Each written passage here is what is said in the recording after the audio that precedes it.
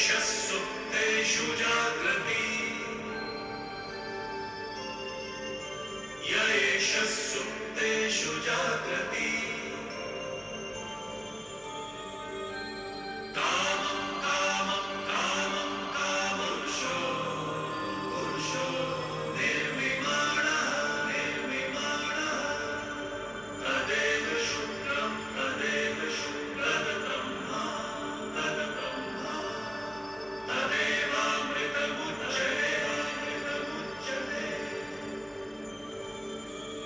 अस्मिन् लोकः अस्मिन् लोषः सर्वे तनूनात्यपि कश्चन। हाँ जी, क्या हाल चाल, कितना बढ़िया, कैसा है सब? बढ़िया चल रहा है? आई होप सब बढ़िया चल रहा होगा, अच्छे से चल रहा होगा।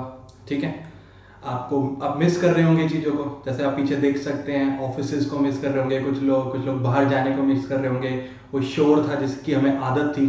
हाँ, अब सब कुछ मिस हो रहा है ना? तो उसी पे मैंने 4 लाइनें भी लिखी हैं। ये शोर हमारी चाहत है, ये शोर नहीं इबादत है, ये अब होगा ठीक सभी, लड़कर जीतना तो हमारी आदत है। सो एक दिन जल्दी आएगा जो ये सब कुछ ठीक हो जाएगा, हम लोग फिर से वही नॉर्मल रूटीन जीने लग जाएंगे, सब बढ़िया होने वाला है। आप बस प्रे कीजिए गॉड से। तो मैं सीए आयुष आहूजा आपके बीच में एक रिवीजन लेक्चर लेके डायरेक्टर्स का जो मोस्ट इंपॉर्टेंट है सबके लिए, सीए के लिए, सीएस के लिए, सीएमए के लिए, एक छोटा सा रिवीजन लेक्चर एक अलग तरीके से जो आपको एग्जाम में कम से कम 10 से 12 मार्क्स देगा। ठीक है, तो आई होप आप इसको अच्छे से देखेंगे, समझेंगे और डाउट्स भी पूछेंगे। ठीक है, तो चलिए हम स्टार्ट कर रहे हैं फिर इसको आज। चलिएगा, तो हम बात करेंगे आज appointment and qualification of director की। Sir, appointment and qualification, directors को अपॉइंट करेंगे और क्या क्या उनकी क्वालिफिकेशन होनी चाहिए वो सब देखेंगे। हम आज इस लेक्चर में सेक्शन 149 से 172 डिस्कस करने वाले हैं। सर, इतने सारे सेक्शन एक लेक्चर में? हाँ जी, टोटल 23 सेक्शन हो जाएंगे इसी लेक्चर में, और बहुत छोटा सा लेक्चर है, अभी ज्यादा बड़ा नहीं है। आप पूरा इन सेक्शंस को समराइज करके मैं आपको दिखाने वाला हूं। आपको नोट्स भी बहुत पसंद आएंगे और आपके लिए सफिशिएंट भी रहेंगे। बस इसके साथ आप अपने क्वेश्चंस की प्रैक्टिस करेंगे और लास्ट डे के लिए तो ये बहुत रामबाण आपके लिए निकलेगा। ठीक है, तो सबसे पहले हम टाइप्स ऑफ डायरेक्टर देख लेते हैं, हाँ, जिससे हम आगे बात करेंगे। फिर कह रहा है एग्जीक्यूटिव और नॉन एग्जीक्यूटिव डायरेक्टर्स होते हैं। अच्छा सर, इसका एक अलग अलग डिफरेंट क्राइटेरिया होता है इन लोगों का? हाँ जी, बिल्कुल होता है। देख लेते हैं एग्जीक्यूटिव कौन होते हैं और नॉन एग्जीक्यूटिव कौन होते हैं। तो executive director are in employment of the company. हाँ, मतलब ये कंपनी के एम्प्लॉयमेंट्स में होते हैं, मतलब कंपनी के एम्प्लॉइज कंसीडर किए जा सकते हैं। ठीक है, बट नॉन एग्जीक्यूटिव नहीं होते ऐसे, नॉट इन द एम्प्लॉयमेंट।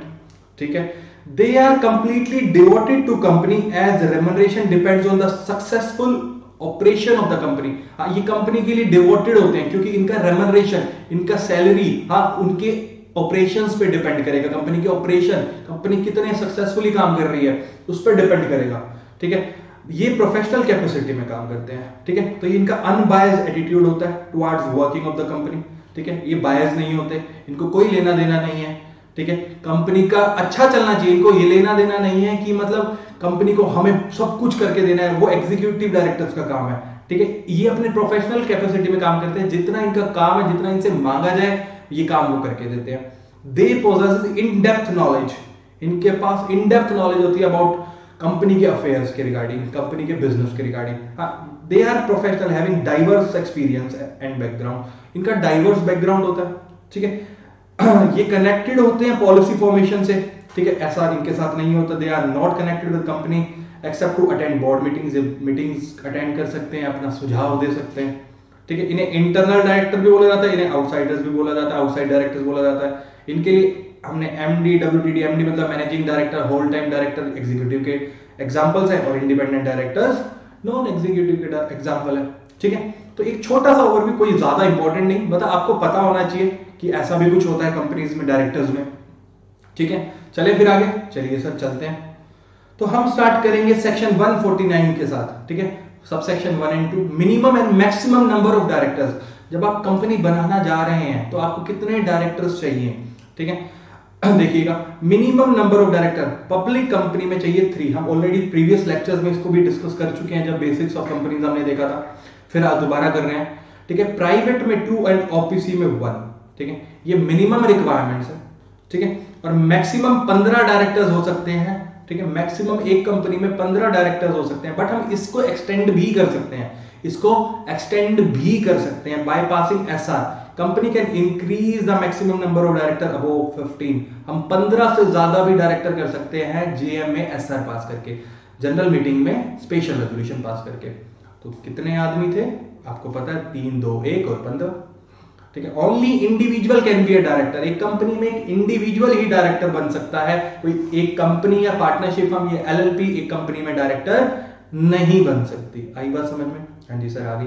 कह रहा है existing companies to comply the requirements relating to minimum and maximum directors within 1 year. ये ट्रांजिशन की बात कर रहा है, जब 2013 आया था 1956 के जाने के बाद, तो एक साल में जो ये रिक्वायरमेंट है हमें फुलफिल करके देनी थी, वो बात कर रहा है। अभी रेलिवेंट नहीं है, सब सेक्शन 2 कहता है 149 का, बट अभी इतने रेलिवेंट नहीं है। SR is not required to increase the number of director above 15 for government and section 8 companies। इन दो टाइप्स ऑफ कंपनीज के लिए SR पास करने की जरूरत नहीं है, ये कितने भी डायरेक्टर्स अपॉइंट कर सकते हैं विदाउट पासिंग SR, ठीक है। ये सेक्शन 8 कंपनीज, एनपीओज, एनजीओज, आपको पता है नॉन प्रॉफिट ऑर्गेनाइजेशंस, ठीक है। चलिए चलें आगे। हाँ जी सर, चलिए। एक प्रोवाइजो डाला गया है इसके अंदर, second proviso to section 149(1) women director. हाँ हाँ, लेडी भी तो चाहिए, हाँ, कब तक लड़के अकेले काम करते रहेंगे, ठीक है, ठीक है। एक लेडी माइंड भी चाहिए जो चीजों को मैनेज कर सके और अपना रुतबा भी जमा सके, ठीक है। अब इक्वालिटी का जमाना है भाइयों, ठीक है। तो कह रहा है at least 1 women director should be on board, at least एक वुमेन डायरेक्टर जरूर होनी चाहिए, हाँ, जिसकी वजह से जो मैन है ना, ये आगे ज्यादा अपने हिसाब से सारे काम ना कर सकें, मैन डोमिनेटिंग ना बना दे कंपनी को, ठीक है, इसलिए लेडी रखी गई है, समझ रहे हो। कह रहा है एवरी लिस्टेड कंपनी के लिए तो चाहिए ही चाहिए, हर लिस्टेड कंपनी में एटलीस्ट 1 वुमेन डायरेक्टर होगी ही होगी, बट अदर पब्लिक कंपनी में, यानी non listed unlisted public company के लिए कह रहा है जिसका paid up share capital 100 crore और उससे ज्यादा है, जिसका paid up share capital 100 crore और मोर है उससे, या फिर टर्नओवर 300 करोड़ और मोर है, 300 करोड़ 100 300, हाँ, तो उन कंपनीज को भी एक वुमेन डायरेक्टर ऑन बोर्ड रखना होगा, ऑन बोर्ड रखना होगा। समझ आ रही है बात, ठीक है। मान लीजिए वुमेन डायरेक्टर जो आपने अपॉइंट की है वो छोड़ के जा रही है अपने कार्यकाल को, तो इंटरमिटेंट वैकेंसी हो जाएगी उनके ऑफिस में, तो उसको फाइल करेगा बोर्ड बीओडी उसको फाइल करेंगे, मतलब एक नई वुमेन डायरेक्टर लेके आएंगे, एक वुमेन डायरेक्टर जाएगी तो उनके बिहाफ पे एक वुमेन डायरेक्टर ही आएगी, और वो कब आएगी, कितने दिनों में आएगी, not later than immediate next board meeting, not later than, let's say आज वुमेन डायरेक्टर ने छोड़ा और अगले 2 महीने में बोर्ड मीटिंग होनी है, तो बोर्ड मीटिंग या 3 months फ्रॉम वैकेंसी, या 3 months from vacancy, whichever is later. आई बात समझ में? पक्का पक्का, हाँ। तो जो बाद में होगा या 3 months या बोर्ड मीटिंग, हाँ, उस वैकेंसी को फिल करने का वो मैक्सिमम टाइम पीरियड होगा, ठीक है। सर ये जो आपने पेड अप शेयर कैपिटल बताया और टर्नओवर बताया, ये कब का लेंगे? Paid up share capital turnover as on the last date, हाँ, last date of latest audited financial statement to be considered, ठीक है। लेटेस्ट फाइनेंशियल स्टेटमेंट जो ऑडिटेड है उनके पीएससी एंड टर्नओवर हम लेके चलेंगे। सर समझ आ गया। सेकंड प्रोवाइजो इंपॉर्टेंट भी है, एग्जाम में डायरेक्ट 4 नंबर क्वेश्चन भी आ सकता है इसके लिए, ठीक है, समझे। चले अगला कह रहा है सबसेक्शन 3। सबसेक्शन 3 की बात करता है resident director. Sir resident director अभी अलग है क्या? हाँ, ऑब्वियसली, लेट्स से कंपनी में सारे फॉरेन डायरेक्टर्स हो गए और सारे बाहर ही रहते हैं, तो यहाँ पे कौन संभालेगा, तो इसलिए रेजिडेंट डायरेक्टर का कंसेप्ट डाला गया। कह रहा है every company shall have at least 1 director, एक डायरेक्टर तो ऐसा होना चाहिए जो who stays in India for a period of not less than 182 days, जो 182 दिन कम से कम भारत में रहे ड्यूरिंग द फाइनेंशियल ईयर, ठीक है, पक्का समझ आया। 182 दिन भारत में रहना बहुत जरूरी है उस डायरेक्टर के लिए। Provided that in case of A newly incorporated company, sir बात एक डाउट हमारे मन में भी आ ही रहा था, बट अभी आप पढ़ रहे हो तो मुझे लग रहा है वही बात कह रहे हो। हाँ जी, मुझे पता है आप क्या कहना चाह रहे हो। सर कंपनी को 1 साल हुआ ही नहीं है अभी इनकॉर्पोरेट किए, हाँ, और मान लीजिए 9 ही महीने हुए, 10 ही महीने हुए, तो 182 दिन उसके लिए भी जरूरी नहीं, उसको भी आप प्रोपोर्शनेट कर देंगे। 182 दिन 12 महीने के लिए हैं, तो 10 महीने या 9 महीने के लिए उसको प्रोपोर्शनेट कर देंगे उसी लेवल पे, ठीक है, newly incorporated company, the requirement under this subsection shall apply proportionately at the end of financial year in which it is incorporated. जिस साल में वो बनी है उसमें उसको प्रोपोर्शनेट करके काम चलाएंगे। आई बात समझ में? हाँ जी सर, आ गई। चलें आगे फिर, चलिएगा। उसके बाद सबसेक्शन 4 to 13 इंडिपेंडेंट डायरेक्टर की बात करता है। इसमें जो जो इंपॉर्टेंट बात है इंडिपेंडेंट डायरेक्टर की, हम सारी बातें करके चलेंगे। आई बात समझ में? Independent director important concept. सबसे पहले बात करेंगे सबसेक्शन 4 की एप्लीकेबिलिटी। कौन कौन सी कंपनी के ऊपर इंडिपेंडेंट डायरेक्टर को अपॉइंट करना जरूरी है? कह रहे एवरी लिस्टेड कंपनी और अदर देन लिस्टेड भी देख लेते हैं। कह रहे एवरी लिस्टेड कंपनी की बात करते हैं। कह रहे at least 1/3 of total number of director ID होने चाहिए। At least 1/3 of total number of director ID होने चाहिए। लेट्स से एक लिस्टेड कंपनी में 15 डायरेक्टर हैं, तो 1/3 कितना हुआ? हाँ, 5, कम से कम 5, ज्यादा हो सकते हैं पर कम से कम 5 इंडिपेंडेंट डायरेक्टर होने चाहिए। समझ आया बात? यह है लिस्टेड कंपनी के लिए। तो एवरी अदर पब्लिक कंपनी यानी अनलिस्टेड पब्लिक कंपनी की बात कर रहे हैं जिसका paid up share capital, 10 crore और उससे ज्यादा, टर्नओवर 100 करोड़ और उससे ज्यादा, और outstanding loans, debenture, borrowings, deposit 50 crore से ज्यादा, 50 करोड़ से ज्यादा हैं, उनको कम से कम 2 director as independent director appoint करके चलना है। आई बात समझ में? ये है हमारा PTO, paid up share capital, turnover, outstanding loans, debentures, deposit. ठीक है, पेज टर्नओवर होता है ना, जैसे हम कोई पेज खाली छोड़ देते हैं तो PTO लिखते हैं ना, तो ये भी PTO ही है। ठीक है, तो इनके लिए इंडिपेंडेंट डायरेक्टर कम से कम 2 होने जरूरी हैं। ठीक है, इनकी वैकेंसी आएगी सर, मान लीजिए इनको अपॉइंट किया, ये छोड़ के चले गए, तो सेम जैसे विमेन डायरेक्टर की फाइल करते हैं बोर्ड, इनकी भी वैसे ही फाइल करके चलेगा।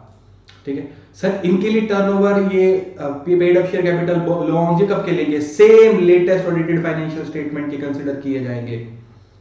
ठीक है सर, इतनी बात तो समझ आ गई है। तो चलो फिर 2 बातें आपसे एक छोटी सी और करते हैं। कह रहा है company ceases to fulfil any of 3 condition for 3 consecutive सालों के लिए। ये जो 3 कंडीशंस है ना, ये कंपनी एक ऐसी कंपनी है अनलिस्टेड पब्लिक कंपनी जिसने लगातार 3 सालों में ये कंडीशन को फुलफिल नहीं किया, मतलब ये इस क्राइटेरिया में नहीं आई है, तो उस कंपनी को ये कंडीशन फुलफिल करने की जरूरत नहीं है, यानी आईडी अपॉइंट करने की कोई जरूरत नहीं है। जब आप 3 साल के लिए नहीं हुए तो ठीक है, आगे अभी होगा तब देखेंगे, अभी आपको जरूरत नहीं है। आई बात समझ में? हाँ जी सर। कह रहा है section 8 companies and unlisted public company which are either joint ventures, wholly owned subsidiaries or dormant companies are not required to appoint independent director। Section 8 companies को तो जरूरत नहीं है, प्लस अनलिस्टेड पब्लिक कंपनी या तो वो ज्वाइंट वेंचर है किसी के साथ, या wholly owned सब्सिडरी है, या डोरमेंट कंपनी है, तो भी उनको भी अपॉइंट करने की कोई जरूरत नहीं है इंडिपेंडेंट डायरेक्टर। सब सेक्शन 4 समझ आया होगा आई होप आपको? हाँ जी सर, आ गया। चलिए फिर आगे। हाँ जी सर, चलिए सब सेक्शन 6 की बात कर रहा है। अब आईडी बन कौन सकता है? Who can become ID? Independent director बन कौन सकता है सर, बताओ? अदर देन MD और WTD और नॉमिनी डायरेक्टर। ठीक है, इनके अलावा होना चाहिए क्योंकि ये एग्जीक्यूटिव हो जाते हैं, वो नॉन एग्जीक्यूटिव है।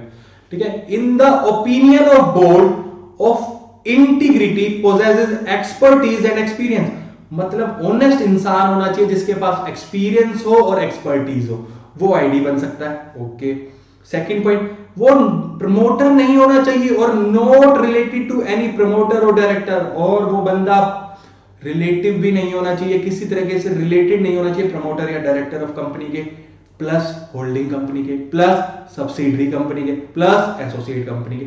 उस कंपनी में जिसमें वो बनना चाहता है उससे भी, उनके प्रमोटर डायरेक्टर से भी, उसकी होल्डिंग के, उसकी सब्सिडरी के, उसके एसोसिएट के, किसी से भी रिलेटेड नहीं होना चाहिए। ओके सर, समझ आया? पक्का?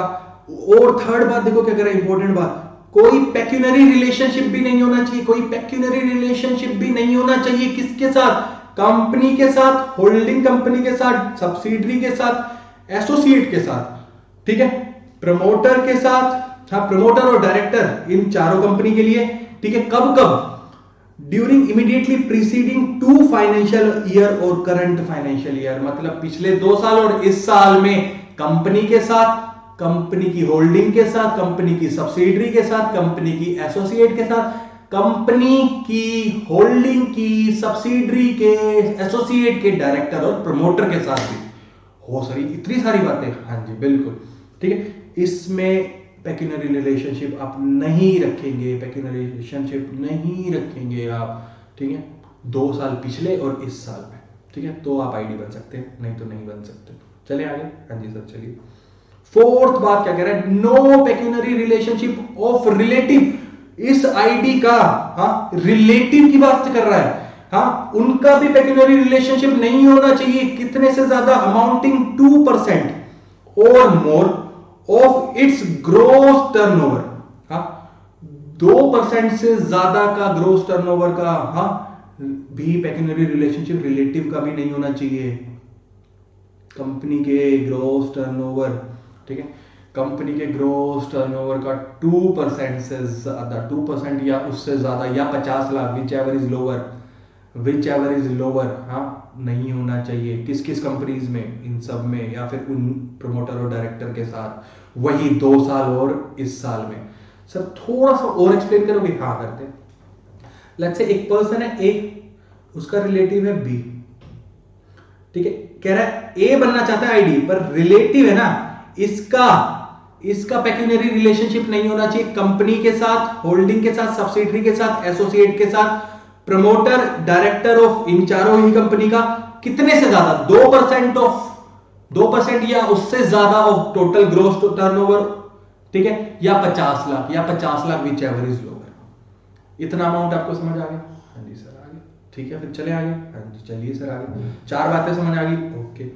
कह रहे नाइदर हिमसेल्फ, खुद भी, नोर एनी ऑफ हिज रिलेटिव, उसके रिलेटिव भी, होल्ड और हैज हेल्ड पोजीशन, अभी भी ना होल्ड करे और हेल्ड ना भी कियो, एज केएमपी और एनी एम्प्लॉई, हाँ ये पोजीशन इन किसमें, उन्हीं चारों कंपनी में, ड्यूरिंग इमीडिएटली 3 फाइनेंशियल ईयर, पिछले 3 सालों में, हाँ पिछले 3 सालों में आप या आपके रिलेटिव ने कोई भी केएमपी की पोजीशन या एम्प्लॉय की पोजीशन होल्ड ना कियो उन्हीं चारों कंपनी में, कंपनी, होल्डिंग, सब्सिडरी, एसोसिएट, पिछले 3 सालों में।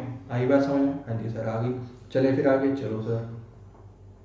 कह रहा है neither himself nor of his relative is और हैज बीन एम्प्लॉय, प्रोप्राइटर और पार्टनर, हाँ ये तीनों बातें इंपॉर्टेंट, ऑफ किसका, firm of auditor, a firm of CS in practice, cost auditor, इन सब कंपनियों के, इस कंपनी, इन चारों कंपनियों के या तो सीए, सीएस, सीएमए, सीडब्ल्यूए जिसे बोलते हैं सब लोग, इनकी फर्म में ये एम्प्लॉय भी नहीं होना चाहिए, प्रोप्राइटर भी नहीं होना चाहिए, पार्टनर भी नहीं होना चाहिए, ठीक है, ये तो बात ठीक है। और रुको, एनी लीगल फर्म, कोई लीगल फर्म है तो भी, और any consulting firm that has or any transaction amounting to 10% of more of gross or turnover of such firm, ठीक है, इन सब के साथ उस फर्म का, कोई भी कंसल्टिंग फर्म है जिसका 10% और ज्यादा टर्नओवर हाँ इन्हीं से आता है, ठीक है, तो उसके साथ भी नहीं होना चाहिए, एम्प्लॉय, प्रोप्राइटर, पार्टनर, और वही 3 सालों के लिए, पिछले 3 सालों के लिए। आई बात समझ में? समझिए कैसे इसको ड्राफ्ट किया गया है, ठीक है, समझ रहे हैं? चले आगे। फिर आगे कह रहा है neither himself nor any of his relative hold together with his relative, हाँ चाहे खुद अकेले, चाहे खाली रिलेटिव या मिलके, 2% और more of total voting power of the company, company के साथ, कंपनी के अंदर 2% या उससे ज्यादा की वोटिंग पावर भी अकेले, खाली रिलेटिव या मिलके भी नहीं रखनी है आपको। आई बात समझ में? तो भी आप आईडी नहीं बन सकते अगर आपने ऐसा भी किया है तो। ओके सर चलो फिर आगे, समझ आया बात? तो अब आईडी कौन बन सकता है, आपको ये बात समझ आ गई?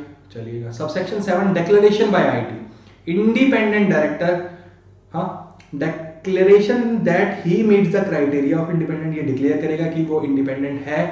कब कब? फर्स्ट बोर्ड मीटिंग जो जिसमें वो पार्टिसिपेट करेगा, first ever board meeting as ID, ठीक है, हर फाइनेंशियल ईयर की पहली बोर्ड मीटिंग, ठीक है, या जब भी कोई चेंज आएगा उसके सर्कमस्टांसेस में, तब 3 बार एज ए आईडी उसने फर्स्ट बोर्ड मीटिंग अटेंड की, हर फाइनेंशियल ईयर की पहली बोर्ड मीटिंग, और जब भी बीच में कभी भी कोई चेंज आ रहा है सर्कमस्टांसेस में जहां उसकी इंडिपेंडेंस इफेक्ट हो सकती है, उसको डिक्लेयर करना पड़ेगा। जहां चांसेस है इंडिपेंडेंस इफेक्ट होने के पर उसकी नहीं हुई है तो उसको डिक्लेयर करना पड़ेगा कि नहीं मैं तो सेफ हूँ। आई बात समझ में? हाँ जी सर आ गई। पक्का सर पक्का। सबसेक्शन 9 की बात करेंगे, रेमनरेशन ऑफ आईडी। हाँ, not entitled to stock option, इनको स्टॉक ऑप्शन नहीं देंगे। रेमनरेशन जो देंगे वो एज ए फीस जाएगी, ठीक है, जो 197 सबसेक्शन 5 में हम देखेंगे, शेड्यूल 5 वगैरह ये सब हम देखते ही हैं। उसके साथ देखेंगे रीइंबर्समेंट ऑफ एक्सपेंसेस, जो उसने एक्सपेंसेस बियर किए हैं मीटिंग को अटेंड करने के लिए, ठीक है। Profit related commission approved by members, अगर प्रॉफिट रिलेटेड कमीशन देना है तो मेंबर्स के अप्रूवल के साथ दे सकते हो। आई बात समझ में? हाँ जी सर आई। ये बेसिक बात की अभी हमने, बट ये वाली बात जो हम कर रहे हैं ये इंपॉर्टेंट है। क्या? Tenure of independent director. हाँ, tenure of independent director, appointment हो सकता है मैक्सिमम 5 सालों के लिए। एक बार आपने ए पर्सन को अपॉइंट कर दिया एज आईडी, उसका टेन्योर होगा 5 साल के लिए, वो रिटायरमेंट में नहीं जाएगा हर साल, ठीक है। प्लस रीअपॉइंटमेंट भी हो सकता है एसआर पास करके, ठीक है। और maximum 2 consecutive terms of 5 years के लिए हम अपॉइंट कर सकते हैं, यानी 10 साल के लिए एक पर्सन आईडी बन सकता है सेम कंपनी में, ठीक है। Shall not retire bye rotation, ये रोटेशन से रिटायर नहीं होंगे, ये सब सेक्शन 13 कहता है। आई बात समझ में? हाँ जी सर आ गई। चलें फिर आगे। हाँ जी सर चलिए। Subsection 12, liability of independent director, liable for wrongful acts, जो रॉन्गफुल एक्ट्स हुए हैं कंपनी में उसकी नॉलेज से या उसकी नजरअंदाजी से, तो वो लाइबल होगा। पक्की बात है सर? हाँ जी सर बिल्कुल पक्की बात है। चलें आगे। हाँ जी चलिए। तो manner of selection and maintenance of data bank of ID, sir ID आएंगे कहां से? हाँ उसी की बात कर रहे हैं। कह रहा है selection from data bank, sir एक डाटा बैंक होगा वहां से आईडी सिलेक्ट करेंगे। कंपनी में select an ID from data bank of person who are eligible and willing to act as an ID, मतलब एक डाटा बैंक होगा जिसमें जो आईडी बनना चाहता है वो अपनी क्या देगा? रिज्यूमे देगा। हाँ, एक काइंड ऑफ रिज्यूमे देगा। अभी डाटा बैंक मेंटेन कौन करता है? कह रहा है एनी बॉडी, इंस्टीट्यूट और association as notified by CG, जो उसको सीजी ने नोटिफाई किया है, हाँ, available on website for use of company, जो जिसने सीजी ने जिसको आपने नोटिफाई करवा दिया, ठीक है, उनकी वेबसाइट से आपको मिल जाएगा। रिस्पॉन्सिबिलिटी ऑफ द कंपनी, अब जिसने डाटा बैंक मेंटेन किया उनके लिए नहीं रिस्पॉन्सिबिलिटी, उनकी रिस्पॉन्सिबिलिटी नहीं है, कंपनी की रिस्पॉन्सिबिलिटी क्या? To exercise due diligence before selecting a person from data bank. हमने डाटा बैंक बना के दे दिया आपको, अब आप कंपनी, आपकी रिस्पॉन्सिबिलिटी, आप चेक करो कि बंदा आप जो ले रहे हो वो ठीक है आपके अकॉर्डिंग। हाँ, हमारी कोई रिस्पॉन्सिबिलिटी नहीं है, हमने आपको एक जरिया दिया है बस। ओके। कह रहा है approval of appointment, approval bye members in GM, GM में चाहिए। Also disclosure in explanatory statement for justification of choosing the appointee, जिसको आप अपॉइंट कर रहे हो कि इसी को क्यों कर रहे हो, उसके लिए एक्सप्लेनेटरी स्टेटमेंट देनी है आपको जस्टिफिकेशन के साथ। ओके सर, ठीक है। 150 not applicable to section 8 company, section 8 companies के लिए सेक्शन 150 एप्लीकेबल नहीं है। आई बात समझ में? इतनी सी बात। हाँ जी चलिए फिर आगे। जी सर चलिए। सेक्शन 151 की बात करेंगे, स्मॉल शेयर होल्डर्स डायरेक्टर। हाँ, small share holder director SSD, sir ये क्या होता है? ये होता है छोटे छोटे बच्चों का मसीहा। सर ये छोटे छोटे बच्चे कौन है? आइए समझते हैं कौन है छोटे छोटे बच्चे। पहले बात सुनिए, कह रहे हैं every listed company may have one director elected by छोटे छोटे बच्चे having nominal value of share held up to ₹20K, जिनके पास 20,000 या उससे कम के नॉमिनल वैल्यू के शेयर हैं, वो हैं छोटे छोटे बच्चे, ठीक है। तो वो सब मिलके एक एसएसएच अपॉइंट कर सकते हैं कंपनी के अंदर, लिस्टेड कंपनी में, ठीक है। तो अपॉइंटमेंट ऑफ एसएसडी देख लेते हैं। मसीहे का अपॉइंटमेंट कैसे होगा? Suo motu appointed by company, company खुद भी चाहे तो कर सकते हैं, या फिर एलिजिबल छोटे छोटे बच्चे। एलिजिबल छोटे छोटे बच्चे कौन है आपको पता ही है। अगर वो 1000 बच्चे मिलके बोले, या फिर 1/10 ऑफ टोटल छोटे छोटे बच्चे। हाँ, लेट से एक कंपनी में 9000 छोटे छोटे बच्चे हैं, ठीक है, यानी 1/10 कितना हुआ? 900, ठीक है। तो या तो 900 या 1000, विच एवर इज लोअर, यानी 900 छोटे छोटे बच्चे बोलेंगे तो भी हम अपॉइंट करवा देंगे, ठीक है। ओके, ठीक है। पर कंपनी को 14 डेज बिफोर मीटिंग नोटिस देना पड़ेगा, और नोटिस में क्या क्या साथ जाएगा?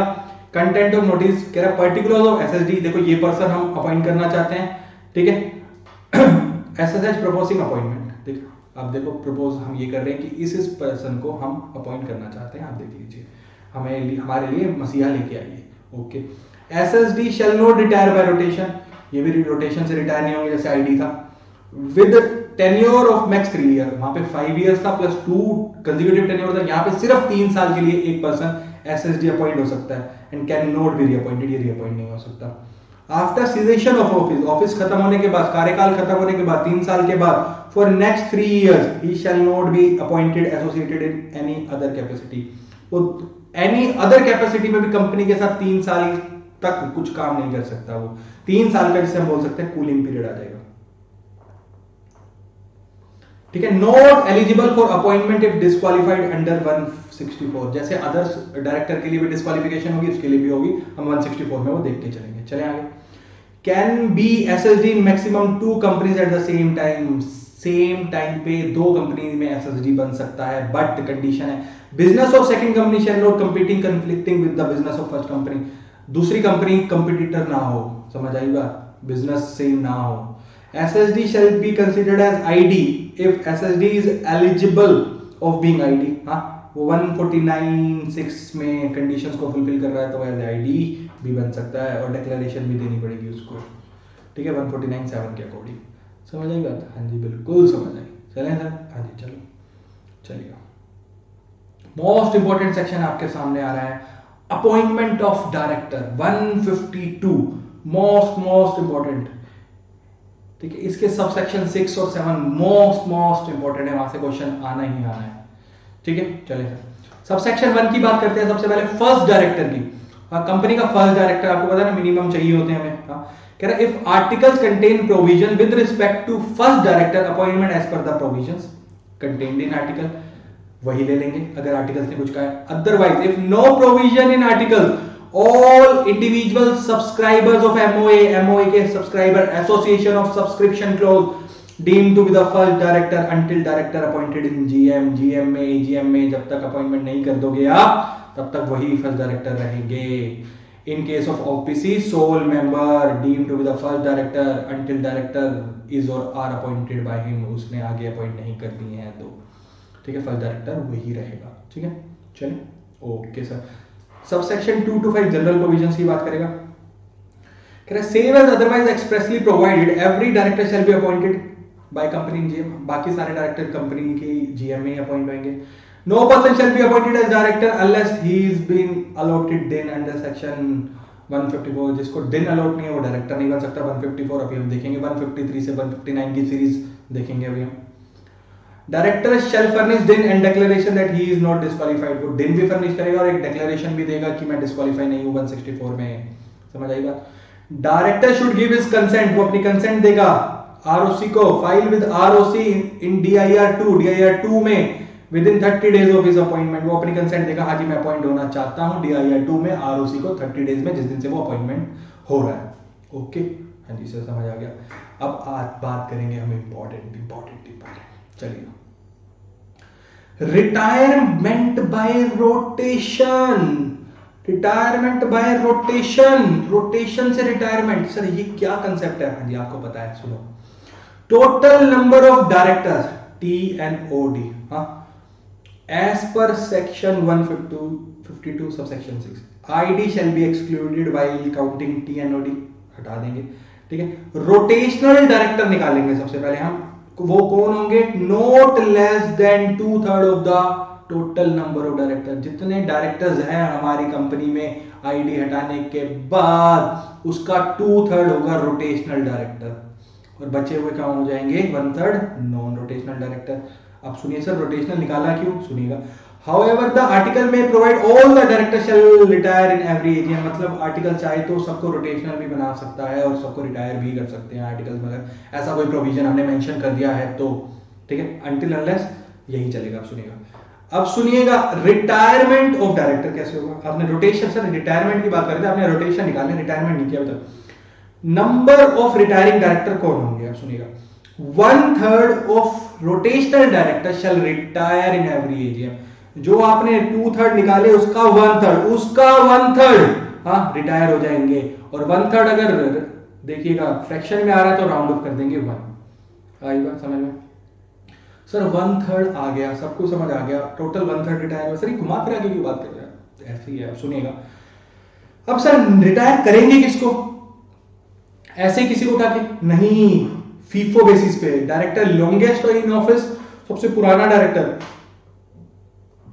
शैल retire first. Okay sir, by agreement अगर अगर अगर दो डायरेक्टर सेम डे को अपॉइंट हुए हैं तो उनमें से किसको करेंगे? तो उनके बीच के एग्रीमेंट को देख लेंगे। अगर कोई एग्रीमेंट नहीं है तो ड्रॉ बाय लोड्स, पर्चियां निकालेंगे। पर्चियां निकालते हैं ना जैसे, वैसे निकालेंगे, जिसका नाम आया हो गया। समझ आई बात? इतनी सी बात समझ आई? इजी समझ आई? पक्का? चले आगे, चलो सबसेक्शन 7 की बात करते हैं हम। Vacancy in case of retiring director, जाएगा तो रिटायर है तो वैकेंसी तो आएगी ना। Vacancy is filled by reappointing the retiring director, आप उसी को दोबारा भी रीअपॉइंट कर सकते हैं। Vacancy is filled by appointing some other person in place of retiring one, किसी नए पर्सन को अपॉइंट कर सकते हैं, जो हम 160 में देखेंगे। Resolution is passed that retiring director shall not be reappointed, एक रेजोल्यूशन पास कर दे कि ये जा रहा है, इसको रीअपॉइंट नहीं करेंगे। That is meeting has resolved not to file the vacancy, अगर मीटिंग रिजॉल्व हो गई और किसी को अपॉइंट नहीं कर पाए तो, ठीक है। कह रहा position where vacancy not filled, अब होगा क्या? At AGM and meeting resolve हो गई है, खत्म हो गई है, पर अपॉइंटमेंट नहीं हो पाया तो क्या होगा? सुनिएगा, stage 1 AGM shall be stand adjourn, AGM अगले हफ्ते के लिए, देखो क्या कह रहा है, एजीएम एडजॉर्न हो जाएगी कब तक के लिए? सेम डे, लेट्स से आज थर्सडे तो अगले थर्सडे, सेम टाइम 9 बजे बुलाई थी तो 9 बजे, सेम प्लेस रजिस्टर्ड ऑफिस बुलाई थी तो नेक्स्ट वीक के थर्सडे को 9 बजे, हाँ रजिस्टर्ड ऑफिस में अगले हफ्ते की, ठीक है। अगर उस दिन नेशनल हॉलीडे है तो देन नेक्स्ट डे, ठीक है, जिस दिन हॉलीडे नहीं होगी, ठीक है, इतनी बात। अब सुनिएगा स्टेज 2 क्या कह रहा है। अब देखिए, ऑटोमेटिक या deemed reappointment of retiring auditor eight adjourn AGM, adjourn AGM में दोबारा से वो पर्सन रीअपॉइंट हो जाएगा कब? इफ एडजॉर्न मीटिंग, हाँ adjourn meeting also the vacancy is not filled, उस एडजॉर्न मीटिंग में भी वैकेंसी हम फिल नहीं कर पाए और मीटिंग खत्म हो चुकी है, has not resolve not to fill the vacancy, वो अपॉइंट नहीं कर पाया, ठीक है। तो जो जा रहा था उसी को वापस बुला लेंगे, ठीक है। तो जाने वाले देखो तालियां बजा रहे हैं। फिर आई बात समझ में कि बंदा वापस आ गया, ठीक है। चलो चले आगे, हाँ जी सर चलो। अब ऑटोमेटिक रीअपॉइंटमेंट कब नहीं होगा, ठीक है, एडजॉर्न मीटिंग भी खत्म हो गई है और अपॉइंटमेंट भी नहीं हुआ, फिर भी ऑटोमेटिक रीअपॉइंटमेंट नहीं होगा आपका। Resolution for reappointing the retiring director is lost, पहली बात resolution lost, done. Retiring director has given a written notice of his unwillingness for reappointment, मैं रिटायरिंग डायरेक्टर, मैंने बोल दिया मैं आपकी कंपनी के साथ दोबारा डायरेक्टरशिप में नहीं आना चाहता, done. Retiring director is disqualified, मैं डिस्क्वालीफाई हो गया एज ए डायरेक्टर, डायरेक्टर बनने के मैं काबिल ही नहीं रहा, डन। ओआर और SR is required for his reappointment, OR और एसआर एज द केस में भी रिक्वायर था मेरी रीअपॉइंटमेंट के लिए और वो पास ही नहीं हुआ, ठीक है, done. Two or more director who are appointed by a single resolution in contravention of section 162, सी 162 में देखेंगे इंपॉर्टेंट, ठीक है। टू और मोर अपॉइंटमेंट कर दिए हमने सिंगल रेजोल्यूशन के साथ, सर क्या होता है अभी देखेंगे, इसको स्टार लगा के देखो, 162 अच्छे से डिस्कस करेंगे। Non applicability of subsection 6 and 7, government company, ठीक है, if not listed not less than 51% of, देखो सीधी बात है गवर्नमेंट कंपनी के ऊपर एप्लीकेबल नहीं है, subsidiary of such government company उनकी सब्सिडरीज के ऊपर भी एप्लीकेबल नहीं है, ये नोट है, ठीक है, नॉट लिस्टेड, गवर्नमेंट कंपनी तो लिस्टेड नहीं है, समझ आएगी बात।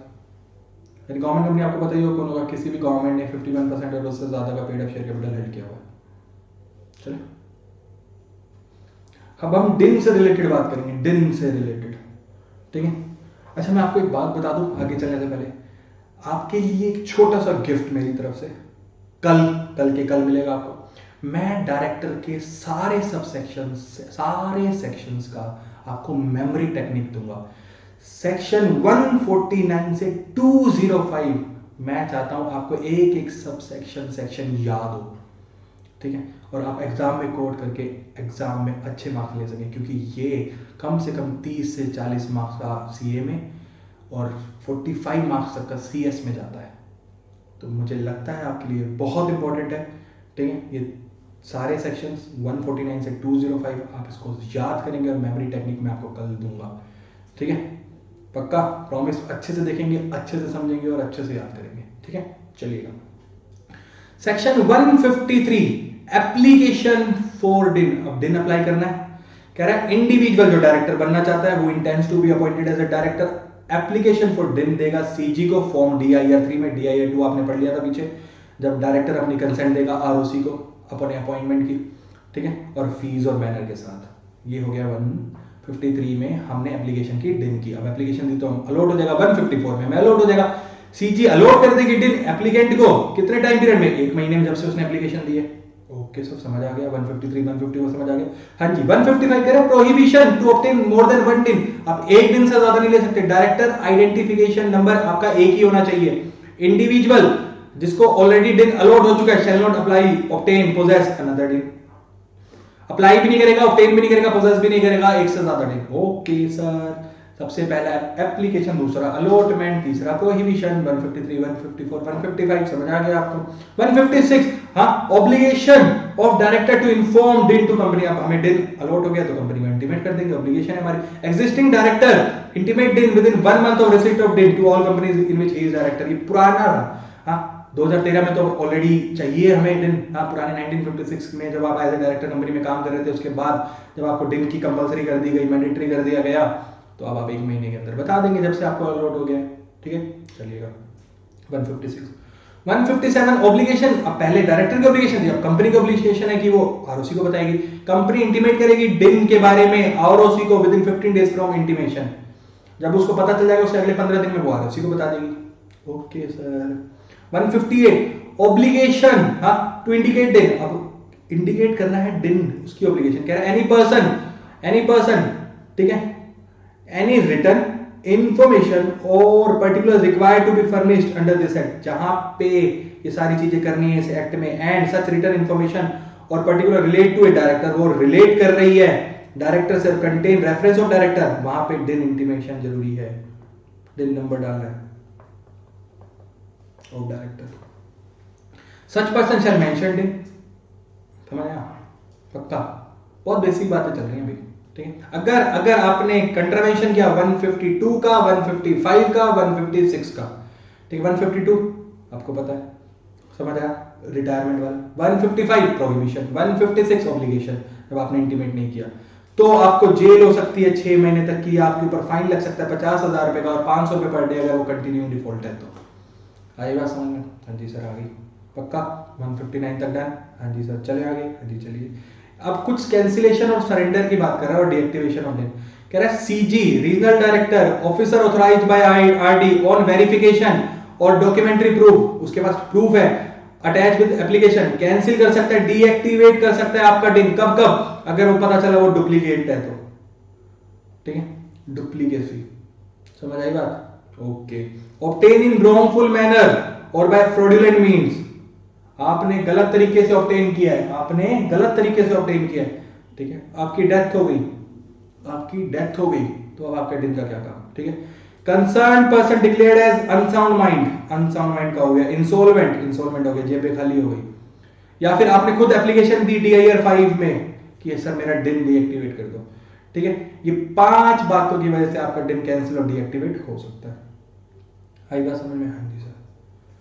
कह रहे अब आपके डिन में आपके पर्टिकुलर्स में कुछ चेंजेस आ गए तो आपको इंटीमेट करना है, चेंजेस करवाने हैं। सुनिएगा, कह रहा है इंडिविजुअल जिसके बाद डिन है, intimate changes in any particular previously stated, जब आपने एप्लीकेशन दी थी जो आपने पर्टिकुलर दी थी उसमें कुछ चेंजेस हो गए, हाँ, इनफॉर्म DIR 3, जब आपने एप्लीकेशन दी थी DIR 3 में, बाय फाइलिंग, हाँ, आप उस चेंजेस को फॉर्म DIR 6 में फाइल करेंगे सीजी को विद इन 30 डेज जब से वो चेंज हुआ है, ठीक है। Manner of intimation of changes आप सुनिएगा, डाउनलोड करेंगे DIR 6, फाइल करेंगे रेलेवेंट चेंजेस, वेरीफाई करेंगे फॉर्म को और डिजिटल साइन कराएंगे CS से या CS से या CWA से इन प्रैक्टिस, ठीक है। उसकी स्कैन कॉपी अटैच कर देंगे, ठीक है, और प्रूफ के साथ जो जो चेंजेस हुआ है और इलेक्ट्रॉनिकली उसको सबमिट कर देंगे। इतनी बात समझ आई? ओके। वेरिफिकेशन होने के बाद सीजे के द्वारा, और सीजे को लगा सेटिस्फाई, हाँ जी ठीक है, हाँ, वो इनकॉर्पोरेट कर देगा वो आपके चेंजेस और आपको इन्फॉर्म कर देगा, ठीक है। इलेक्ट्रॉनिक डाटाबेस में वो अपडेट भी कर देगा MCA के कि इसके पर्टिकुलर्स में ये चेंज हुआ है, ठीक है। DIN cell of MCA intimate the changes to concern registrar, registrar को इन्फॉर्म कर देंगे। इंडिविजुअल शैल इंटीमेट, वो अभी इंडिविजुअल इंटीमेट कर देगा कंपनी को 15 दिन में, जिस दिन से वेरीफाई हो चुकी हैं चीजें, सीजी ने आपको बोला ओके है, हाँ 15 दिन के अंदर आप कंपनी को बता दो देखो मेरी ये पर्टिकुलर में चेंज हो गया। ओके सर, आई बात समझ में? हाँ जी सर, पक्का। तो 159 प्लस ये कुछ रूल्स के थ्रू हमने बातें की, चेंजेस की, कैंसिलेशन की, डीएक्टिवेशन की, आपको आई होप समझ आई होंगी। हाँ जी सर, आ गई, पक्का। चले हाँ जी, चले फिर आगे। हाँ जी सर, चलिए सेक्शन 160 की बात करेंगे। Appointment of person other than retiring director, हमने वहां पे बात की थी, स्टार लगाया था। यहाँ पे देखते हैं, किसी और को अपॉइंट करना है, ठीक है, रिटायरिंग डायरेक्टर के अलावा, तो कैसे करेंगे? At least 14 days notice, 14 days notice to company before meeting. जिसको आप अपॉइंट कराना चाहते हो या जो अपॉइंट होना चाहता है उसको कंपनी को 14 डेज का नोटिस देना पड़ेगा मीटिंग से पहले, कम से कम, और वो राइटिंग में होगा नोटिस, ठीक है, समझ आई बात? Return intention of his candidature, वो अपनी इंटेंशन बताएगा, जी देखो मैं आपकी कंपनी का डायरेक्टर बनना चाहता हूं। साथ में 1 लाख रुपए डिपॉजिट कराएगा, 1 लाख रुपए डिपॉजिट कराएगा एज अ सिक्योरिटी, और यही 1 लाख की जगह 10,000 हो जाएगी निधि कंपनीज के लिए।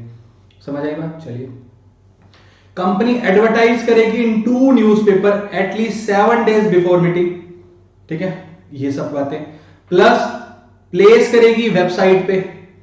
If no individual notice has been served, अगर इंडिविजुअली नोटिस सर्व नहीं किया है सब मेंबर्स को तो प्लेस कर देगी वेबसाइट पे और न्यूज़पेपर में, ठीक है, ओके। कह रहा है 1 लाख रुपीज रिफंड हो जाएंगे अगर वो person as a director appoint हो चुका है, इलेक्ट हो चुका है, या फिर उसके फेवर में एटलीस्ट 25% वोट भी कास्ट हो गए ना, तो भी हम रिफंड कर देंगे वो पैसे, अदरवाइज फॉरफिट कर देंगे, अपने पास रखेंगे, पक्की बात है। Note applicable on private company, wholly owned government company, wholly owned subsidiary of A government company और सेक्शन 8 कंपनीज। ये सेक्शन, ये प्रोविजन इन सब कंपनीज पे एप्लीकेबल नहीं है। मतलब मैं अगर कंपनी का डायरेक्टर बनना चाहता हूं तो मुझे अपने कैंडिडेचर देना पड़ेगा, राइटिंग में नोटिस के साथ 14 डेज का नोटिस होगा, ठीक है, साथ में 1 लाख रुपए जमा भी कराने पड़ेंगे, और वो फॉरवर्ड भी हो सकते हैं अगर मिनिमम 25% वोट भी अगर मेरे फेवर में कास्ट नहीं हुए तो। आई बात समझ में? हाँ जी सर, आगे चले फिर आगे, चलो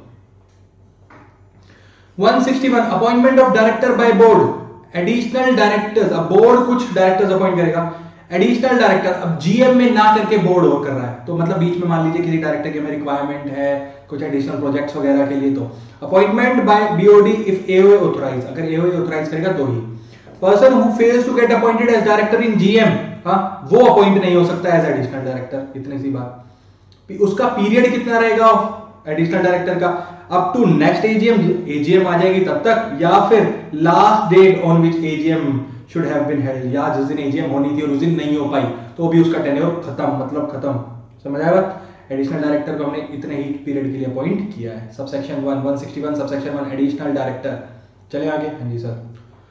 सबसेक्शन 2 अल्टरनेट डायरेक्टर, हाँ अल्टरनेट डायरेक्टर, ओके।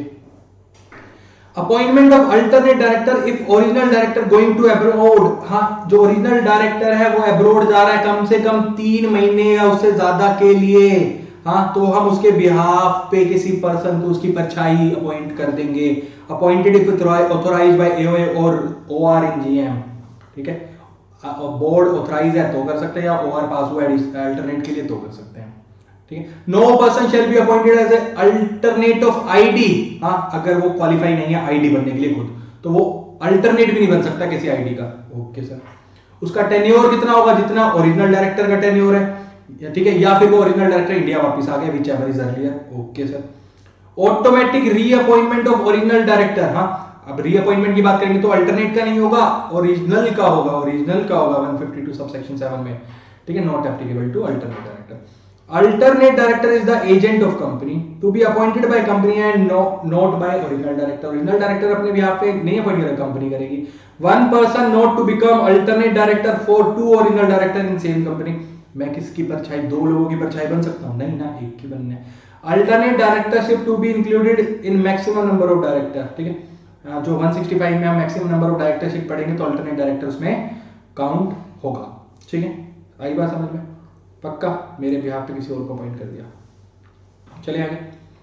एडिशनल समझ आया, अल्टरनेट समझ आया, सबसेक्शन 1 सबसेक्शन 2। अब बात करेंगे नॉमिनी डायरेक्टर की सबसेक्शन 3 में। नॉमिनी बोर्ड करेगा नॉमिनी डायरेक्टर को appoint. Nominee director is nominated, nominate कौन करता है? Any institution in pursuance of law, any institution in pursuance of any agreement, CGSD by virtue of share holding in government company. ठीक है, कोई भी institution कर सकता है। लेट्स से कंपनी ने लोन लिया है किसी बैंक से, कंपनी फ्रॉड ना कर दे, किंगफिशर की तरह कुछ भी ना कर दे, इसलिए बैंक ने अपना एक नॉमिनी दिया कि देखो इसको अपने डायरेक्टर में रखो, ये चेक करता रहेगा कंपनी के अफेयर्स। ठीक है, ये सारे नॉमिनी ये अपॉइंट हो जाएगा। समझ आई बात? पक्की बात है? हाँ जी सर। AAN आन, हाँ बोर्ड आन अपॉइंट करता है, आन बान शान। ठीक है, समझ आई बात? 1 2 3 एडिशनल अल्टरनेट नॉमिनी। ठीक है, 4 की बात करेंगे कैजुअल वैकेंसी की। हाँ, कैजुअल वैकेंसी आ जाएगी इन ऑफिस ऑफ डायरेक्टर, तो क्या करेंगे? To be filled by board, board fill करेगा। In BM not by circulation, हाँ सर्कुलेशन, बोर्ड बाय सर्कुलेशन होता है ना, अपॉइंटमेंट बाय सर्कुलेशन वो नहीं, बोर्ड मीटिंग में करेगा। सब्सिक्वेंट अप्रूवल लेनी पड़ेगी मेंबर्स की जब GM उस पर्सन को अपॉइंट करने के बाद कैजुअल वैकेंसी की। टेन्योर रहेगा up to the period of expiry of outgoing director. मान लीजिए ID ही जा रहा है, लेट्स से अपॉइंट मान लेते हैं, हाइपोथेटिकल एग्जांपल, ID ही जा रहा है। ठीक है, उसका टेन्योर बाकी था 3 साल के लिए, तो जो उसके बिहाफ पे कैजुअल वैकेंसी आएगी उसका भी टेन्योर 3 साल का ही रहेगा। आई बात समझ में? हाँ जी सर। चले आगे। हाँ जी, सबसेक्शन 1 to 4 समझ आ गया होगा 161 का आपको। ओके, चले आगे। ओके, सबसेक्शन 1 to 4 समझने के बाद अब हम चलेंगे 162, सेक्शन 162 पे। Appointment of director to be voted individually. हर डायरेक्टर को इंडिविजुअल अपॉइंटमेंट करेंगे, उनके लिए वोट इंडिविजुअली कास्ट करेंगे। कब तक? देख लेते हैं। Director are appointed in GM by OR 51% at least. 2 or more director not to be elected by a single resolution, नहीं कर सकते आप। 2 or more director can be appointed by single resolution, but कब? मीटिंग फर्स्ट एग्रीड, जो meeting है ना वो पहले एग्री करे है, और उसके लिए no vote has been cast against it. मतलब मीटिंग में 50 लोग बैठे हैं, सबके सब लोग एग्री करें कि भाई हाँ हम सिंगल रेजोल्यूशन से 2 और 2 से ज्यादा डायरेक्टर अपॉइंट करना चाहते हैं, यानी पहले UR पास करो, फिर बाकी डायरेक्टर्स को आप सिंगल रेजोल्यूशन से पास अपॉइंट कर सकते हो। कुछ कॉन्ट्रवेंशन किया, UR पास किए बिना आपने अपॉइंट कर दिया सिंगल रेजोल्यूशन से कई सारे डायरेक्टर, तो वो वॉइड अब इश्यू होगा, माना नहीं जाएगा, मान्य नहीं रहेगा। आई बात समझ में? 162 पक्का। चले फिर आगे 163 principle of proportional representation. Proportional representation क्या है सर? प्रोपोर्शनेटली रिप्रेजेंट करना कंपनी में। समझ आ रही है बात? कह रहे director are appointed in GM by OR। Opportunity to minority share holders, कुछ माइनॉरिटी शेयर होल्डर्स हैं, मेजोरिटी को हटाओ माइनॉरिटी बचा, ठीक है, वो अपनी रिप्रेजेंटेशन रख सकते हैं। At least 2/3 of the proportional representation if authorised bye AO। मतलब AO ने ऑथराइज किया तो 2/3 प्रोपोर्शनल रिप्रेजेंटेशन हो सकती है। क्या होगा सर? ये क्या हो रहा है, समझ नहीं आ रहा। कह रहे appointment shall be made once in every year, 3 साल में एक बार डायरेक्टर्स की अपॉइंटमेंट होगी प्रोपोर्शनल रिप्रेजेंटेशन से, यानी 2/3 total number of director appoint होंगे प्रोपोर्शनल रिप्रेजेंटेशन से। जो अपॉइंट करेंगे कौन? Minority share holder. Director can not be removed, उनको हम रिमूव नहीं कर सकते 169 में जो हम देखेंगे। मोड ऑफ वोटिंग, हम सिंगल ट्रांसफरेबल वोट से भी अपॉइंट कर सकते हैं, क्यूमुलेटिव वोटिंग और अदरवाइज। सर ये क्या होता है? लेट्स से आप अपॉइंट कर रहे हो, आपको वोटिंग राइट है कि आपको 10 डायरेक्टर अपॉइंट करने हैं, तो उसके लिए अलग अलग वोट जाएगा। मान लो 10 वोट जाने हैं आपको, तो आप हर बंदे के लिए अलग अलग वोट कर भी सकते हो, या फिर आप अपने 10 वोट एक पर्सन के लिए भी कास्ट कर सकते हो। आई बात समझ में? हाँ जी सर आई। Not applicable to wholly owned government company और wholly owned subsidiary of government company, ये प्रोविजन एप्लीकेबल नहीं है, 163 एप्लीकेबल नहीं है। आई बात समझ में?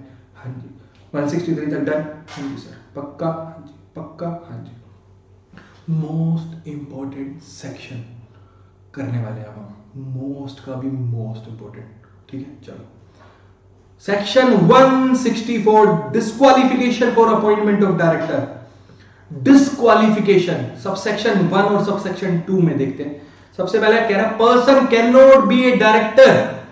एक person can not be a director if, subsection 1 के अकॉर्डिंग, वो अनसाउंड माइंड का है, ठीक है, अनडिस्चार्ज इंसॉल्वेंट है, applied to be adjudicated as insolvent and application pending, उसने एप्लीकेशन दी हुई है कि मुझे इंसॉल्वेंट घोषित कर दो और एप्लीकेशन अभी पेंडिंग है। 3 कन्विक्टेड बाय कोर्ट ने कन्विक्ट किया है इसको of offence involving moral turpitude, और उसको इंप्रिजनमेंट हुई है 6 महीने से लेकर 7 साल तक के लिए, तो वो 5 साल के लिए डिस्क्वालीफाई हो गया, और 7 साल के लिए उसको जेल हुई है, इंप्रिजनमेंट हुई है, तो वो ताउम्र डिस्क्वालीफाई हो गया, वो डायरेक्टर बन ही नहीं सकता। आई बात समझ में? ठीक है। ऑर्डर पास बाय कोर्ट और ट्राइब्यूनल, हाँ ट्राइब्यूनल या कोर्ट ने ऑर्डर पास कर दिया इस पर्सन के अगेंस्ट कि ये डायरेक्टर नहीं बन सकता, वो नहीं बनेगा। Not paid any calls in arrear, हाँ वो कंपनी का शेयर होल्डर भी है और कॉल्स इन एरियर उसने 6 महीने तक नहीं दिए हैं, मतलब ड्यू डेट से 6 महीने तक उसने कॉल्स का पैसा नहीं दिया है, तो वो नहीं बन सकता। रिलेटेड पार्टी ट्रांजैक्शन हुई है उसके साथ, हाँ 5 साल के अंदर, तो नहीं बन सकता। दिन भी नहीं है तो वैसे ही नहीं बन सकता, दिन होल्डर ही एक डायरेक्टर बन सकता है, आपको पता। तो ये सारी 8 की 8 बातें, 8 की 8 बातें डिस्क्वालिफिकेशन हो जाएंगी बाय पर्सन, अगर ये पर्सन के लेवल पे है तो। पर कंपनी के लेवल पे भी आप डिस्क्वालीफाई हो सकते हो। वो कहता है सबसेक्शन 2, कह रहा है company fail to file financial statement और annual return for any continuous period of 3 साल, हाँ 137 और 92 का उल्लंघन किया है आपने लगातार 3 साल के लिए, यानी कंपनी ने, तो उस कंपनी के डायरेक्टर डिस्क्वालीफाई। ठीक है, ये सबसेक्शन 2 का क्लोज ए कहता है। अब बी क्या कहता है? आपने फेलियर किया है टू रीपे डिपॉजिट्स और पे इंटरेस्ट देना, आपने डिपॉजिट पे ऑफ करने में डिफॉल्ट कर दिया या उसके ऊपर इंटरेस्ट देने में, आपने रिडीम करने थे डिबेंचर्स, आपने रिडीम नहीं किए टाइम पे, या उस पे इंटरेस्ट देना था आपने वो नहीं इंटरेस्ट पे किया टाइम पे, या फिर डिविडेंड डिक्लेयर कर दिया, हाँ पे नहीं किया, हाँ और वो फेलियर चला 1 साल या उससे ज्यादा के लिए। देख रहे हो 3 दीदियां, 3 डी, डिपॉजिट, डिबेंचर और डिविडेंड। ठीक है, 1 साल से ऊपर के लिए चला तो आप डिस्क्वालीफाई। ठीक है, कंपनी ने किया है तो भी आप डिस्क्वालीफाई। कह रहा है section 164 subsection 2 is not applicable to government company. सुनिएगा अब इंपॉर्टेंट बात क्या कह रहा है, provided that where a person is appointed as a director of a company which is in default of clause A और क्लोज बी, ठीक है इन दोनों के लिए, he shall not incur disqualification for a period of 6 months from the date of his appointment। 6 महीने तक अगर company ने ऐसा कुछ किया, लेट्स से आज मैं अपॉइंट हुआ डायरेक्टर और आज से लेकर 6 महीने तक कंपनी ने ये सारे डिफॉल्ट किए, तो आपके ऊपर डिस्क्वालिफिकेशन नहीं आएगी। ठीक है, चलिए ऑल डायरेक्टर जो इसके लिए डिस्क्वालीफाई हो रहे हैं shall be disqualified for a period of 5 years from the date on which company fails to do so। ठीक है, तो वो 5 साल के लिए डिस्क्वालीफाई हो जाएंगे, पक्का? हाँ जी सर, आगे चलें? हाँ जी सर। आई बात सेक्शन 164 की समझ आपको? ओके चलो, सेक्शन 165 नंबर ऑफ डायरेक्टरशिप की बात करेगा। ठीक है, individual shall hold maximum of 20 directorship including alternate directorship. एक पर्सन 20 कंपनियों का डायरेक्टर बन सकता है। ठीक है, उसमें अल्टरनेट भी आएगा। Out of limit of 20 maximum उसमें पब्लिक कंपनी होनी चाहिए ना, वो 10 से ज्यादा नहीं हो सकती। मतलब पब्लिक कंपनी मैक्सिमम 10 हो सकती है, प्राइवेट कंपनियां अदर देन उसके अलावा कोई भी कंपनी 20 हो सकती है। सर 20 तो टोटल है। बच्चे अगर वो किसी पब्लिक कंपनी में नहीं है तो प्राइवेट तो वो पूरा 20 होल्ड कर सकता है ना। हाँ जी सर। अब सुनेगा, प्राइवेट कंपनी आइदर वो होल्डिंग है या सब्सिडरी है किसी पब्लिक कंपनी, तो वो भी पब्लिक कंपनी की लिमिट में ही आएगी। ओके सर, अगर आपने कॉन्ट्रावेंशन किया तो 5,000 से 25,000 रुपए तक का आपके ऊपर फाइन लगेगा। ठीक है, फॉर एवरी डे का, अगर कॉन्ट्रावेंशन कंटिन्यू रहा तो, पक्का? कह रहे हैं 165 के अंतर्गत ये कंपनियां नहीं आती। Section 8 companies and also for recording the limit the directorship in dormant company भी इंक्लूड नहीं होगी। सेक्शन 8 कंपनी और डोरमेंट कंपनी इन लिमिट में नहीं आएगी। आई बात समझ में? सेक्शन 165 डन, पक्का? जी सर। चलो फिर आगे, section 166 duty of director. Duties of director की ड्यूटीज क्या आपको पता है? डायरेक्टर अपॉइंट हुआ कंपनी के सारे काम करेगा। कह रहा है एक्ट करेगा accordance with AOA, good faith में एक्ट करेगा, टू प्रमोट करेगा बिजनेस को, ऑब्जेक्ट्स को कंपनी के बेनिफिट के लिए, कंपनी के मेंबर्स के बेनिफिट के लिए एक्ट करेगा, interest of company employ, company के इंटरेस्ट के लिए काम करेगा, कंपनी के एम्प्लॉइज के लिए काम करेगा, शेयर होल्डर्स के लिए काम करेगा, कम्युनिटी और फॉर प्रोटेक्शन ऑफ एनवायरनमेंट के लिए काम करेगा, सीएसआर वाली बातें। एक्सरसाइज करेगा ड्यू एंड रीजनेबल केयर के साथ, स्किल और इंटेलिजेंस के साथ, अपनी बुद्धि के साथ काम लेगा। इंडिपेंडेंट जजमेंट देगा, ठीक है, बायस नहीं होगा। Not to be involve in situation where इसका इंटरेस्ट कंफ्लिक्ट हो सकता है कंपनी के साथ, ऐसी कोई सिचुएशन में नहीं आएगा। कुछ अनड्यू गेन नहीं लेगा, अचीव नहीं करेगा, ठीक है, अपना ऑफिस किसी और को नहीं देगा, not to assign his office, मेरे भी आप मैं अपने भाई को बिठा दूं, नो। कॉन्ट्रवेंशन किया अगर आपने ऐसा इनके, तो 1 लाख से 5 लाख तक का आपके ऊपर फाइन लगेगा। आई बात समझ में? हाँ जी सर। 165 166 डन, पक्का। चले फिर आगे। जी सर चलिएगा। सेक्शन 167 167 168 169 थोड़े अच्छे सेक्शन है, ध्यान से सुनेगा। Vacation of office by director, vacation, हाँ वैकेशन की बात कर रहा है 167 में। कह रहा है डिस्क्वालीफाई होगा, सबसेक्शन 1 क्या कह रहा है, डिस्क्वालीफाइड अंडर 164 तो वैकेट करना ही पड़ेगा। Provided where he incurs disqualification under section 164 subsection 2, company जहां फेल हो रही थी, the office shall become vacant in all the companies except, किस कंपनी को छोड़ के, जिसमें डिफॉल्ट हुआ है उस कंपनी को छोड़ के बाकी समय, ताकि उनमें ना कर दे इसलिए उसमें हटा देंगे, उस कंपनी से नहीं हटाएंगे जिसमें डिफॉल्ट हुआ है, बाकी अदर कंपनी से हटा देंगे। सबसेक्शन 2 की बात, ठीक है। या फिर उसने अपने आप को अब्सेंट रखा हर बोर्ड मीटिंग में पूरे पिछले 1 साल की 12 महीने के अंदर, तो कॉन्ट्रावीन किया सेक्शन 184 में देखेंगे डिस्क्लोजर ऑफ इंटरेस्ट की बात करता है, ठीक है। Also non disclosure of interest, disqualify हो गया कोर्ट और ट्राइब्यूनल के लिए, वो तो 164 में भी आ जाता है। कन्विक्शन वाली बात आ गई तो हो जाता है। Appointed as director by virtue of his holding any office, ठीक है, मतलब ये किसी और पर्पस के लिए आपके पास आया, कैसे, appointed as director by virtue of his holding any office in subsidiary या होल्डिंग एसोसिएट, ठीक है, आप किसी उस कंपनी के होल्डिंग या सब्सिडरी या एसोसिएट के डायरेक्टर थे, उसी हिसाब से आपको इस कंपनी में अपॉइंट कर दिया, अब आप उसी कंपनी के डायरेक्टर नहीं रहे तो आप इस कंपनी के भी नहीं रहोगे। ओके चलिए।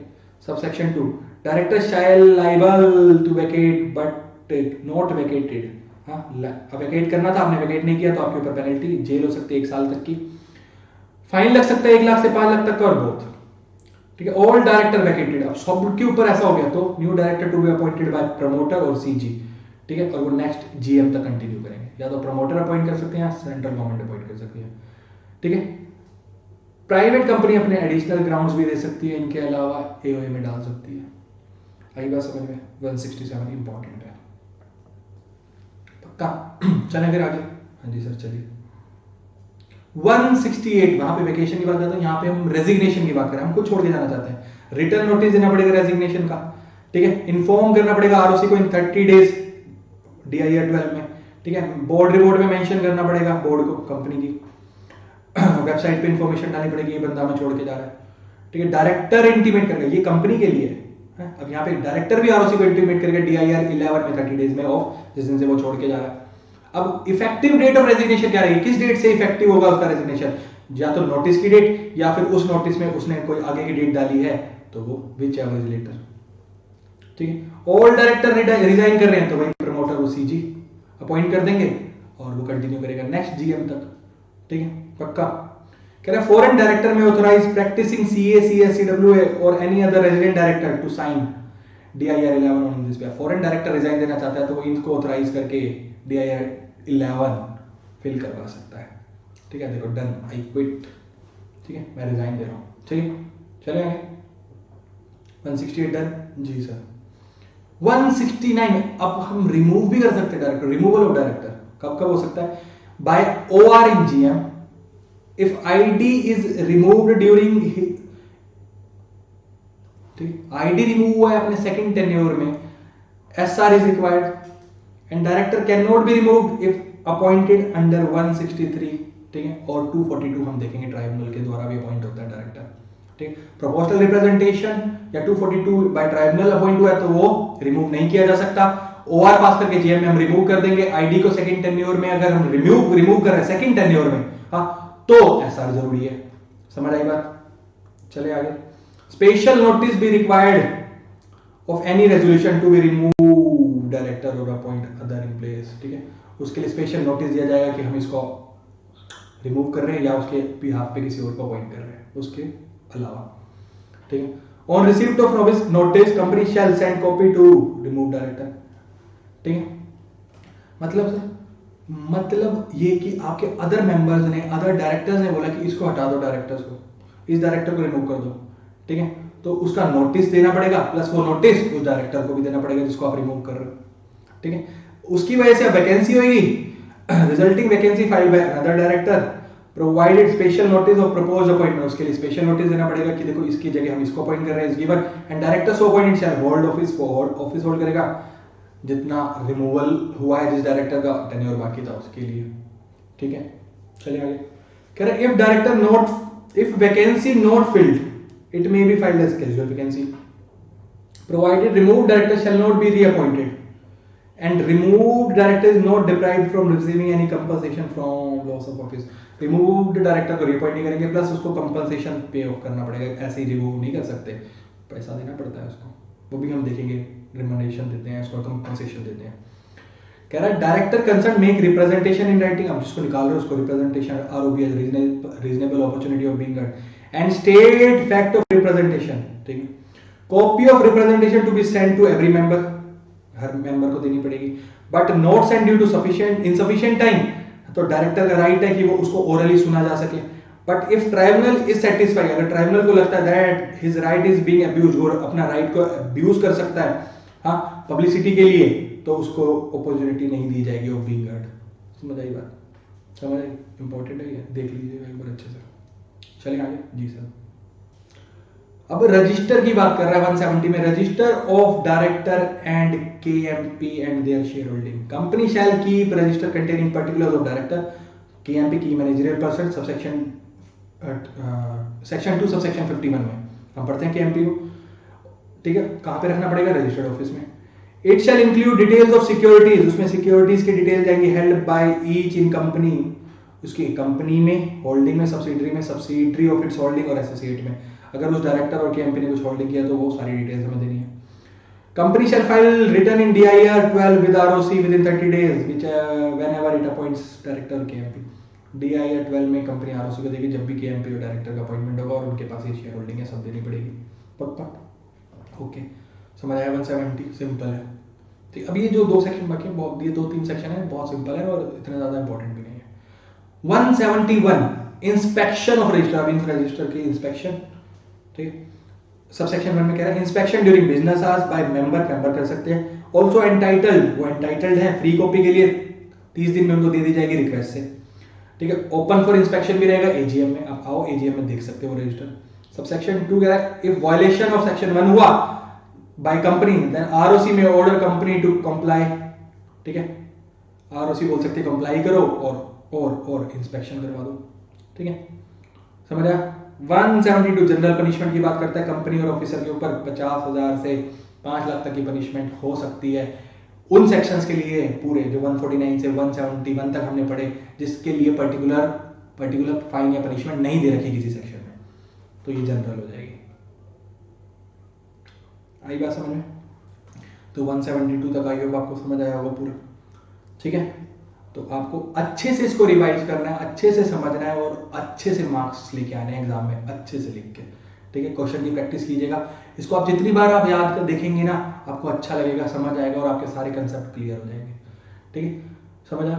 तो अगर आपको अच्छा लग रहा हो तो प्लीज लाइक कीजिएगा, वीडियो को शेयर कीजिएगा और चैनल को सब्सक्राइब कीजिए। मैं आपकी लगातार अच्छी वीडियोस लेके आता रहूंगा जो आपके एग्जाम के लिए आपको बहुत फायदा देने वाली है, ठीक है। CS, CA, CM में तीनों के लिए रहेगा ये, ठीक है, पक्का। तो जाने से पहले एक छोटी सी बात आपके साथ, ए जर्नी ऑफ 1000, हाँ देखिएगा कुछ मोटिवेशनल कोट्स आपके लिए आप देख सकते हैं, पक्का। तो सबसे पहले आप देखिए, जर्नी जो आपकी 1000 स्टेप की है ना, वो फर्स्ट स्टेप से ही स्टार्ट होती है। जब तक आप फर्स्ट स्टेप नहीं रखेंगे हाँ तब तक जर्नी स्टार्ट ही नहीं होगी। तो फर्स्ट स्टेप सबसे इंपॉर्टेंट है, ठीक है। तो ये कुछ बातें आपके लिए आप देखते चलिएगा, ठीक है। और अपने ऊपर बिलीव रखिए हमेशा, आप हमेशा सक्सेस होंगे, आपके ड्रीम्स होंगे तभी आप सक्सेस होंगे, ठीक है। चलें फिर आगे, thank you so much, please do like share and comment on the videos, और कुछ भी डाउट है तो आप पूछ सकते हैं, ठीक है, पक्का। चले बाय बाय, थैंक यू। और इसके जो ये नोट्स हमने यूज किए हैं ना वो आपको डिस्क्रिप्शन बॉक्स में मिल जाएंगे, आप डाउनलोड कर सकते हैं नोट्स, प्रॉपर 1 नंबर के नोट है, ठीक है। चलिए thank you, bye bye, see you once again, bye bye.